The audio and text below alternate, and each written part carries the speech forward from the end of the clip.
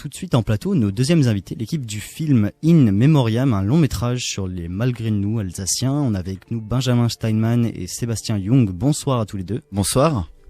Comment allez-vous? Très bien, très bien. En tout cas, très heureux d'être ici parmi vous. Alors on peut commencer peut-être par la base. Qu'est-ce que c'est que les malgré nous?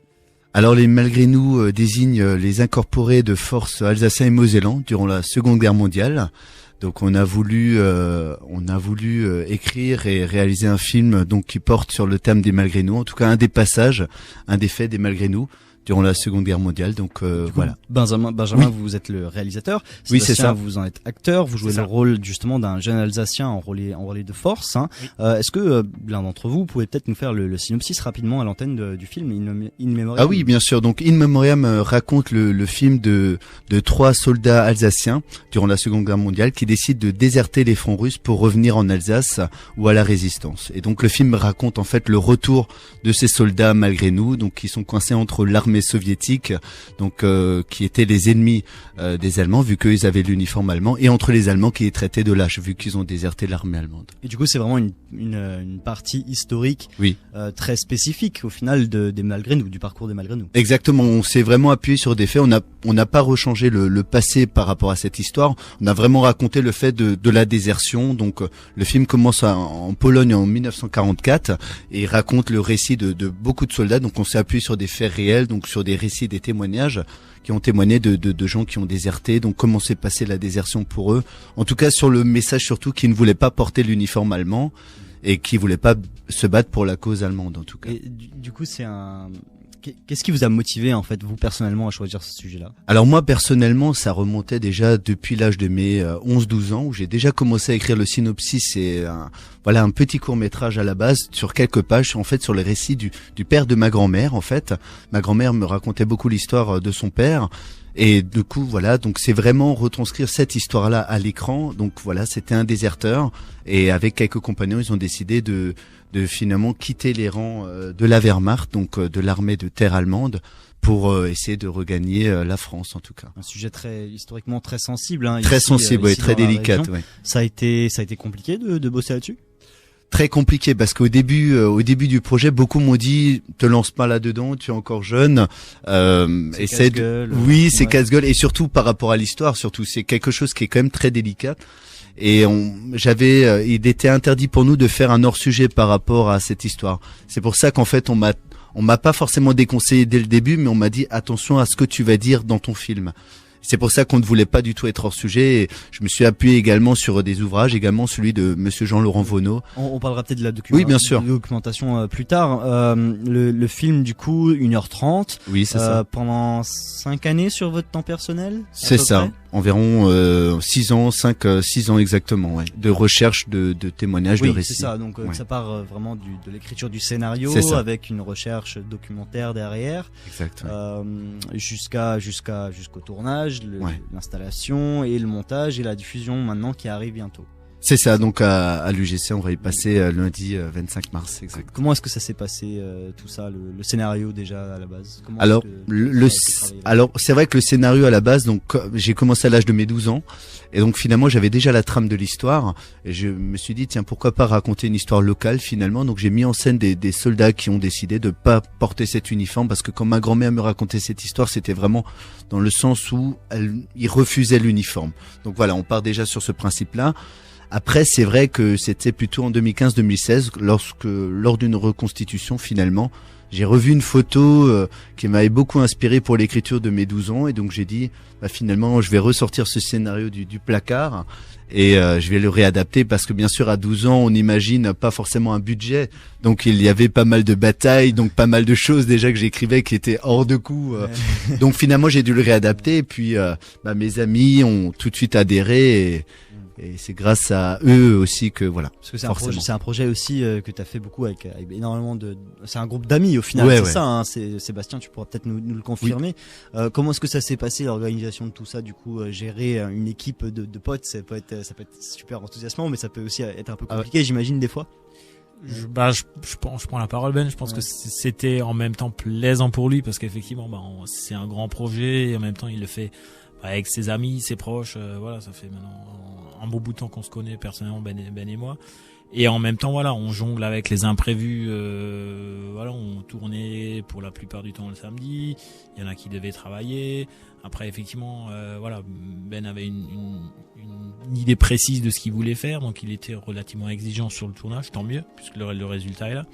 Donc voilà, il a dû jongler entre le côté amical et le côté ouais les gars, non, voilà, restez quand même sérieux. Voilà, c'est quand même quelque chose. C'est bien de le noter, ça. C'est vrai. Non, parce que il faut le dire, c'est que j'étais très très exigeant, alors que c'est mes amis d'enfance et des amis, donc voilà. Ce qui est, où ça peut être difficile des fois. Je pense, ouais. Mais après, il l'a fait très bien. Il a réussi à faire vraiment la part des choses.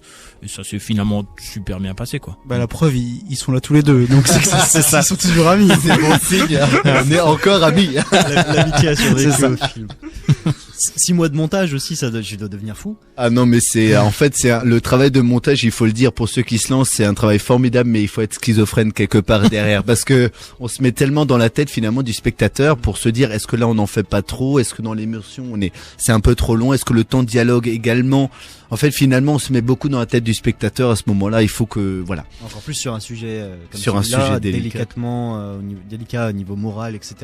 Oui, voilà. Alors, est-ce que tu peux nous parler peut-être maintenant du coup de la documentation? Comment est-ce que ça s'est passé aussi? J'ai cru comprendre les lieux de tournage. Il y a des lieux un peu spécifiques. Vous avez pu avoir accès, des matériaux aussi, des décors, etc. Qu'est-ce qu'il y a de spécifique là-dedans? Alors, ce qui est spécifique, c'est que je me suis rapproché de 2 associations, Weitbro Libéré, donc eux historique et de malgré nous. Et de malgré nous, donc eux ils y travaillent beaucoup à des reconstitutions justement par rapport au malgré nous, donc ils m'ont donné des costumes, enfin prêté. C'est simple, j'avais 1 an et demi de tournage parce qu'ils me prêtaient les uniformes durant une année. Voilà. Durant une année et demie, j'avais le droit à avoir accès. Musée de l'Abri à Athènes m'ont donné des accessoires pour compléter l'uniforme. Et du coup, je leur ai dit à mes amis, ben voilà, on a ce laps de délai. J'ai cherché de la location au niveau de chez Digistore. Ils ont été super aimables, donc tout de suite, pas de problème. Et donc, on est parti comme ça à la recherche. Et bien sûr, en amont, au niveau des témoignages, j'ai recueilli même deux malgré nous, qui ont raconté leur vécu. Donc voilà, j'ai essayé également de les faire apparaître dans notre fiction pour que ça soit très cohérent. Parce que la pire des choses qu'on pourrait faire par rapport à ce sujet, c'est d'être hors sujet. Donc ça, c'est à éviter. Et leur histoire personnelle de ces malgré nous que tu as pu rencontrer, par rapport à l'histoire familiale qu'on a pu te raconter ou celle qu'on a pu voir dans des livres d'histoire ou quoi que ce soit, il y a une différence. Est-ce que tu as vu du coup vraiment des parcours complètement différents, des perceptions familiales complètement différentes de ce phénomène-là? Ah, les deux sont des cas, c'est totalement différent. Finalement, elles se regroupent dans la même mémoire collective, mais finalement leur histoire, elles sont totalement différentes. L'un était resté prisonnier dans un camp en Russie, l'autre était même à Marseille, donc c'est totalement différent. Et l'un d'eux s'est même retrouvé en Normandie. Donc voilà, c'est totalement des histoires différentes. Mais par contre, ce qui est vraiment relié, c'est l'incorporation forcée dès le début en 42, quand ça a été obligatoire pour eux, en tout cas d'être voilà du côté allemand et de servir en tout cas l'armée allemande. Donc ça, c'est vraiment l'histoire commune. Après, ça dépend de pas mal des situations. J'avais appris par rapport à un des témoignages que par rapport même aux classes, que ça soit de date de naissance de 1924-1926, c'est sûr que ça sera des gens qui sont dans la Kriegsmarine, dans l'armée allemande, et d'autres qui vont être directement dans la Waffen-SS. Vous voyez, donc ils ont même pas fait de lien. Et puis les frères qui étaient engagés, qui ont été incorporés, ont été séparés dès l'incorporation. Ils ne voulaient surtout pas regrouper des personnes qui se connaissaient.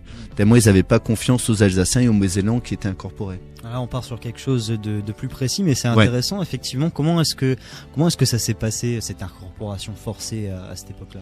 À cette époque-là, en 42, donc Robert Wagner, le Gauleiter, qui était chargé de recruter, justement, vu que c'était un recrutement d'Alsace-Moselle, ce qui s'est passé, c'est qu'ils sont allés, donc ceux qui avaient déjà 14-15 ans, étaient déjà, ceux qui étaient aptes à se battre, devaient, en tout cas, prendre l'uniforme allemand et en tout cas se battre pour la cause allemande, en tout cas. Donc ils étaient déjà forcés.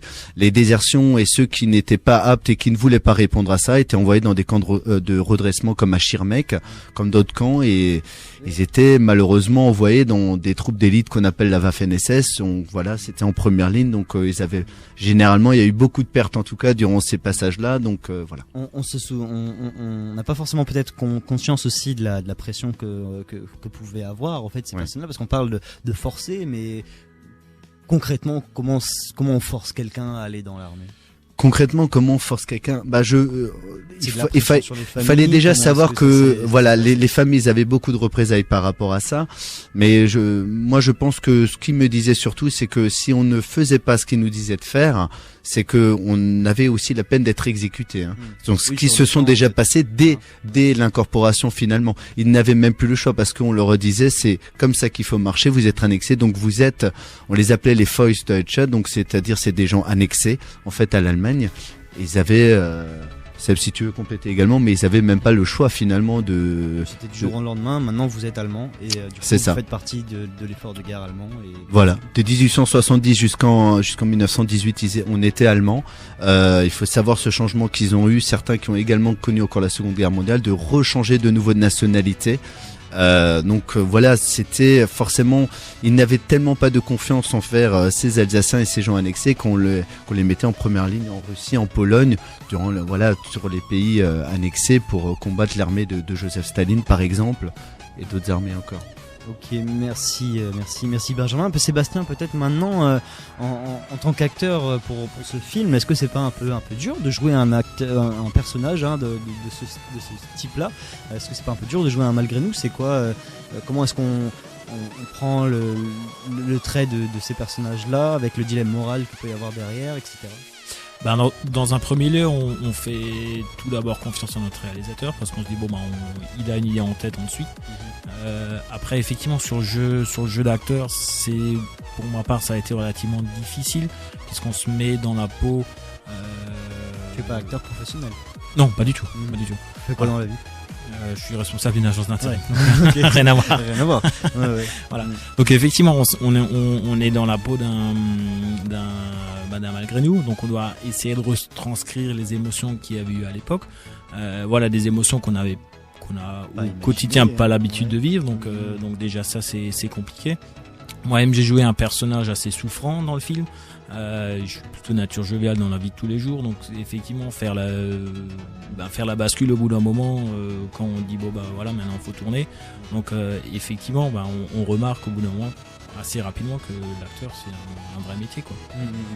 On a essayé de donner du mieux qu'on pouvait, mais voilà, après il y a derrière effectivement le fait qu'on avait tous conscience de l'importance et du rôle qu'on avait sur les épaules. Le sujet est quand même très difficile, donc on s'est dit on n'a pas le droit de merder ou de faire n'importe quoi à l'écran, donc je pense qu'on a été relativement sérieux et qu'on a essayé de transmettre des émotions correctes par rapport à ce sujet-là. Vous avez des petites anecdotes de tournage? Alors, on a eu une journée assez compliquée en fait où il faisait très très froid. Ce jour-là où la motivation n'était pas forcément présente et je leur ai dit, donc j'ai essayé de les remotiver et j'ai réussi, mais en tout cas on a passé une journée, je me souviendrai toujours, c'était en décembre, début décembre, c'était pas évident pour eux, je leur ai demandé de pas emmener de rien emmener en dessous de l'uniforme pour qu'ils puissent bien ressentir le froid et pour que ça puisse bien se revoir à l'écran, donc j'étais très exigeant jusqu'à ce point-là, donc ils sont restés une journée. Pour certains aussi, après il faut le découvrir, certains acteurs, ils sont restés donc plusieurs heures en attente avant de jouer leur rôle devant la caméra. Donc finalement pour eux le temps d'attente c'était du froid pris. Ils avaient très froid, mais finalement ils incarnaient au mieux. Et eux-mêmes, ils pensaient pas qu'ils faisaient du bon travail, alors que le rendu, moi je leur disais pas forcément, mais le rendu était exactement ce que je voulais. Donc c'est vrai que de ce côté-là, mais Seb, si t'as peut-être une anecdote. Je confirme qu'on a bien ressenti le froid. Tu peux confirmer que t'avais bien froid. Ouais, c'est ça. Pas de crève, pas d'absence au travail le lundi du coup. Non, même pas. Non, pas du tout. Non. Mais c'est vrai, ce qui est juste pour ajouter ce que vient de dire Sébastien, c'est que c'est vrai que je les ai amenés dans un autre personnage. Finalement, ils ont à l'écran très loin franchement de la réalité. Enfin de leur réalité. C'est que moi j'ai eu la réflexion de Julien Leininer, qui est un des personnages qui l'incarne. Il m'a dit tout de suite après la première, c'est dingue. À l'écran, je me reconnais pas du tout. C'est pas du tout ma personne. C'est pas du tout ma personnalité. Finalement, donc j'ai réussi à les amener d'un point A à un point Z. Donc voilà. Bon, ils ont également fait le travail. Ils ont chacun a contribué finalement. Moi, je leur donnais les axes. Après, eux, ils ont également improvisé. Ils ont joué. Bon. Je jouais le rôle. On l'a dit, ça s'est fait sur votre temps personnel. Pour autant, vous avez quand même des frais, il y a eu du transport, des machins, des choses. Comment est-ce qu'on finance tout ça? C'est quoi? C'est du crowdfunding? C'est une subvention? Alors très honnêtement, sur ce projet-là, j'ai financé de A à Z. C'est-à-dire, je me suis dit, d'accord, donc Ben, tu as autant sur ton CEL. Ça y est, c'est parti. On va le débloquer. C'est parti. Ah non, mais moi, je suis honnête. Hein. Je le dis.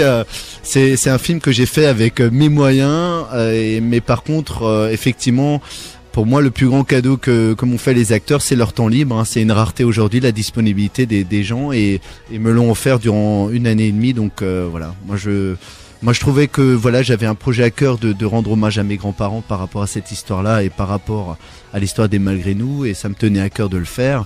Mais c'est vrai que la partie logistique d'envisager un film de long métrage qui était d'abord censé être un court métrage, c'est voilà, comme tu avais dit, c'est 200 heures de rush qu'il faut monter, c'est des mois de montage. C'est vrai qu'on prépare une journée, on est 5 heures du matin alors que la veille on a filmé toute la journée. On va partir à Münster parce qu'il y a de la neige là-bas au col du Linge. Mais voilà, c'est des organisations qu'on s'est faites, mais ils étaient, et je leur dis toujours un grand merci parce qu'ils étaient présents de A à Z, et aujourd'hui on est très ému. En tout cas, lundi, être à l'UGC, pour moi, pour nous, c'est une consécration. Hein. C'est l'avant-première? Alors, c'est notre 7e représentation déjà. D'accord. Voilà. Et du coup, vous avez déjà des retours? Alors, on a eu beaucoup de retours. D'ailleurs, on a même eu des gens qui nous ont suggéré de refaire un film mémoire.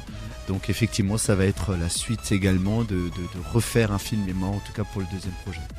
J'y compte. L'écriture est déjà en phase finale, donc j'ai déjà continué sur ce côté-là. Mais en tout cas, les retours ont été. Enfin, Seb, si tu veux rajouter, oui. Je trouve qu'on a énormément de retours de gens qui sont eux-mêmes concernés, et en fait, on en a tout plein partout. Sauf personne n'en parle, ou on le sait pas forcément, mais le voisin, il a un oncle ou le père d'un oncle qui est concerné. Et en fait, c'est ça qui est hallucinant, c'est que on a beaucoup de témoignages de retours de gens qui se sentent personnellement concernés parce qu'un des membres de la famille l'était. C'est combien déjà de Malgré nous? C'est 134 000, pardon. 134 000. Donc il y avait 100 000 Alsaciens et 30 000 Mosellans qui étaient incorporés. C'est ce qu'on estime en tout cas. Du coup, oui, on peut comprendre, comme tu dis, Sébastien, que c'est ça.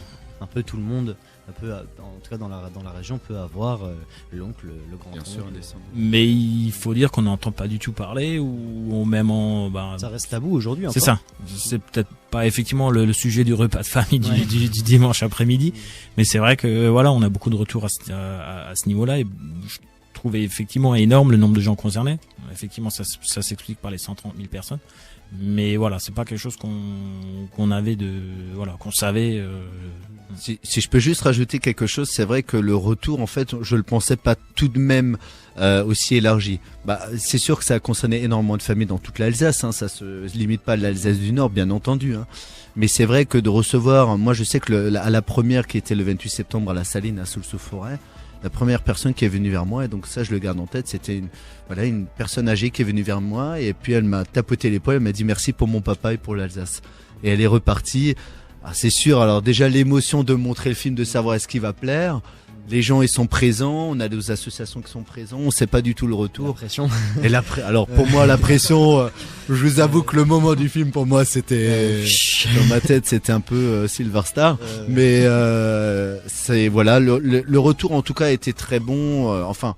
Moi, c'est ce que je ressens. J'ai beaucoup de témoignages, beaucoup de retours par mail. D'ailleurs, je remercie toutes les personnes qui étaient présentes parce que c'est eux qui ont fait le bouche à oreille, c'est eux qui ont fait le travail et qui nous ont permis d'être aujourd'hui à Strasbourg, très honnêtement. Et niveau promo, vous en êtes où? Comment est-ce que ça se passe? A priori, vous faites un petit peu pas mal de médias quand même à droite à gauche. Ouais. Est-ce que vous avez des plateformes un petit peu de cinéma ou autres qui vous ont approché ou... Alors, au niveau de salles de cinéma, plateforme, entre autres, par exemple. Alors, effectivement, on aura des représentations du côté Moselle également à Sarrebourg en septembre, le 16 septembre. C'est un lundi soir, on sera au Ciné-Sar à Sarrebourg. Et puis, on a également eu un contrat avec le CGR à Colmar en décembre. Donc, on va continuer les salles de cinéma dans toute l'Alsace et également un festival à Clermont-Ferrand. Le projet a été validé. Pour le mois de septembre, donc ça c'est déjà extraordinaire. Toi tu es pas réalisateur de métier hein? Pas du tout, pas du tout, infographiste. Donc le côté visuel d'accord, mais pas du tout, on va dire audiovisuel. Donc c'est ton premier long métrage. C'est ça. Qu'est-ce que tu tires de cette expérience-là, du coup, au-delà du fait d'avoir un peu rempli ce devoir familial ou ce sentiment, en tout cas, de cette nécessité que tu avais de faire ce film-là? Bah franchement, c'est le film, il m'a tellement apporté. En fait, je pensais pas du tout. Alors maintenant, je vais juste en parler en termes de retour. Je pensais pas du tout arriver à ce point-là, très honnêtement. Mais c'est vrai que pour moi, c'est un aboutissement d'avoir réalisé. Si on a à cœur de faire un projet, moi j'avais à cœur de réaliser un film en sachant que j'étais très cinéphile. Le travail d'un plan, travailler avec une caméra professionnelle, c'est toujours quelque chose de gratifiant, mais quand même de mettre en préparation et en scène ses amis dans un film qui me tenait à cœur et de voir que ce film, il fait parler et puis les familles se sentent concernées.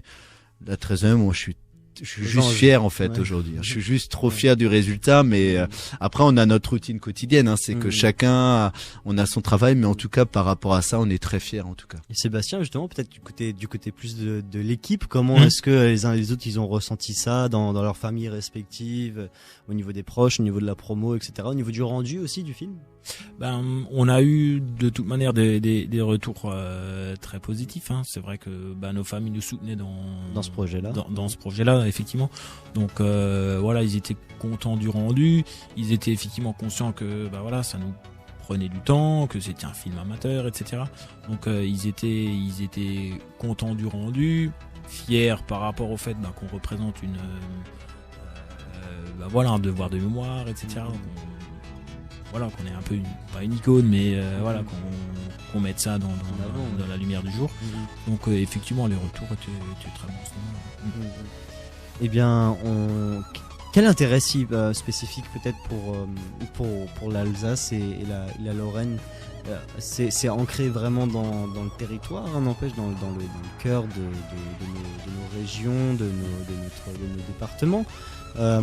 Est-ce qu'il y a des spécificités très, très alsaciennes par rapport au public que vous avez pu rencontrer, à part le fait qu'il y ait ces générations différentes qui ont assisté à la projection? De la jeunesse, est-ce que vous avez une réaction de la jeunesse de certains villages? C'est une très bonne question. Effectivement, on a eu pour chaque représentation, on a eu à peu près toutes les générations qui ont été présentes. Et des écoles aussi peut-être. Et c'est vrai que la démarche, la finalité, je pense même du film même, c'est de le diffuser dans les établissements scolaires. On a déjà fait 2 diffusions déjà dans 2 établissements. Alors c'est très bien parce que les professeurs ils travaillent en amont déjà avec les élèves, c'est-à-dire qu'ils font une préparation sur ce que c'est qu'un soldat malgré nous, et ensuite après le film on fait un débat autour du film et autour des malgré nous. Ce que je trouve qui est formidable parce que finalement, et quelque part malheureusement c'est pas inclus dans le programme des collégiens, mais c'est bien que les professeurs se disent on va quand même tout de même l'inclure, c'est une histoire locale. Donc bien entendu nous pour notre projet si on peut l'amener même à ce point-là, c'est juste énorme. Mais c'est vrai qu'on a eu un suivi avec les collégiens. Moi, je sais que la réaction des collégiens après la diffusion a été la même que pour les spectateurs, en recueil silencieux.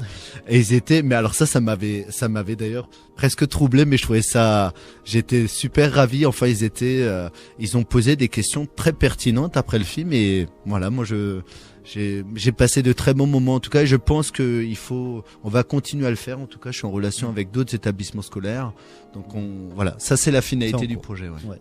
Alors si je peux rajouter un mot, moi je trouve ça tellement important pour les jeunes de nos jours de pouvoir dire OK, on fait un focus sur vraiment ce qu'on est au jour d'aujourd'hui, parce qu'on est finalement on agit à 90% dans un domaine local. Donc de pouvoir se dire OK, on sait d'où on vient, je pense que c'est super important. Au lieu peut-être d'avoir des programmes d'histoire qui sont sur des pays ou des zones où effectivement on a très peu de contacts, et là de parler de nous, de d'où on vient, je pense que pour moi c'est primordial. L'ancrage vraiment de tout ça. Et bien on vous remercie Benjamin et Sébastien d'être venus présenter, donc on le rappelle, le film In Memoriam, un long métrage sur les malgré nous alsaciens et mosellans aussi du coup forcément. La première une autre représentation du coup c'est ce lundi 25 mars à 20h à l'UGC Cinécité. Il reste encore des places? Oui, il reste encore quelques places, oui. Et vous avez déjà prévu d'autres représentations Strasbourg et environ? Sur Strasbourg, oui, j'étais en relation également avec le Cinestar de Strasbourg également, donc moi je serais très intéressé en tout cas pour le diffuser également, mais qui serait en début d'année prochaine. Que là on diffuse, on fait une projection par mois en tout cas dans différentes zones d'Alsace. Ce qui est déjà beaucoup. Ce qui est déjà beaucoup, ouais. Eh bien, merci à tous les deux. À défaut de 7e art, on va passer au 4e, la musique avec quelques morceaux avant de retrouver nos chroniques. À tout de suite sur Radio Bienvenue Strasbourg. 91.9 FM à Strasbourg. RBS 91.9.